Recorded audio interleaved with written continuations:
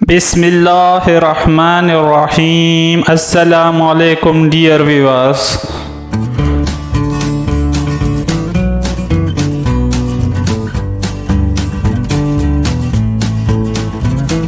کہتے ہیں کہ ایک چینی بوڑھیا کے گھر میں پانی کے لیے 2 مٹکے تھے جنہیں وہ روزانہ ایک لکڑی پر باندھ کر اپنے کندھے پر رکھتی اور نہر سے پانی بھر کر گھر لاتی۔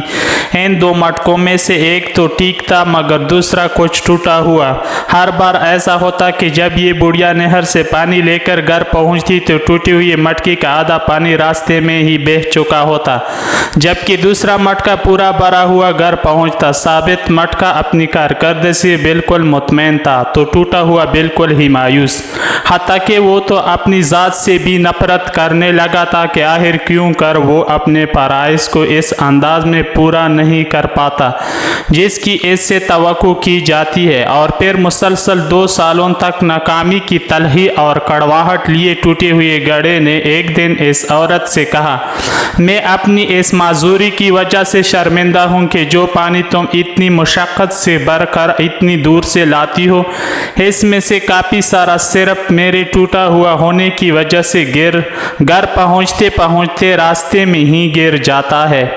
گھڑی کی یہ بات سن کر بوڑھیا ہنسی اور کہا، کیا تم نے ان سالوں میں یہ نہیں دیکھا کہ میں جس طرف سے تم کو اٹھا کر لاتی ہوں ادھر تو پھولوں کے پودے ہی پودے لگی ہوئے ہیں جبکہ دوسری طرف کچھ بھی نہیں اگا ہوا ہے۔ مجھے اس پانی کا پورا پتہ ہے جو تمہارے ٹوٹا ہوا ہونے کی وجہ سے گرتا ہے، اور اسی لیے تو میں نے نہر سے لے کر اپنے گھر تک کے سارے راستے میں پھولوں کے بیج بو دیے تھے تاکہ میرے گھر آنے تک وہ روزانہ اس پانی سے سیراب ہوتا رہا کرے۔ ان 2 سالوں میں نے کئی بار ان پھولوں سے خوبصورت گلدستے بنا کر اپنے گھر کو سجایا اور مہکایا۔ اگر تم میرے پاس نہ ہوتے تو میں اس بہار کو دیکھ ہی نہ پاتی جو تمہارے دم سے مجھے نظر آتی ہے۔ یاد رکھیے کہ ہم سے ہر شخص میں کوئی نہ کوئی خامی ہے، لیکن ہماری یہی خامیاں، معذوریاں اور ایسا ٹوٹا ہوا ہونا ایک دوسرے کے لیے عجیب اور پرتاثیر قسم کے تعلقات بناتا ہے۔ ہم پر واجب ہے کہ ہم ایک دوسرے کو ان کی خامیوں کے ساتھ ہی قبول کریں۔ ہمیں ایک دوسرے کی ان خوبیوں کو اجاگر کرنا ہے جو اپنی خامیوں اور معذوریوں کی خجالت کی بوجھ میں دب کر نہیں دکھا پاتے۔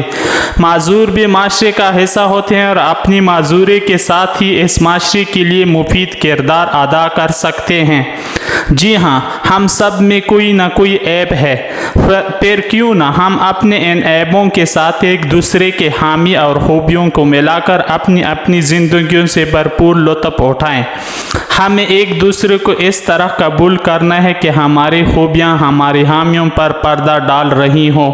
والسلام۔ ڈیئر ویور اور پیارے ویور، آپ حضرات اس سے کیا مقصد اور مطلب حاصل کرتے ہیں کمنٹ میں لکھیں۔ والسلام۔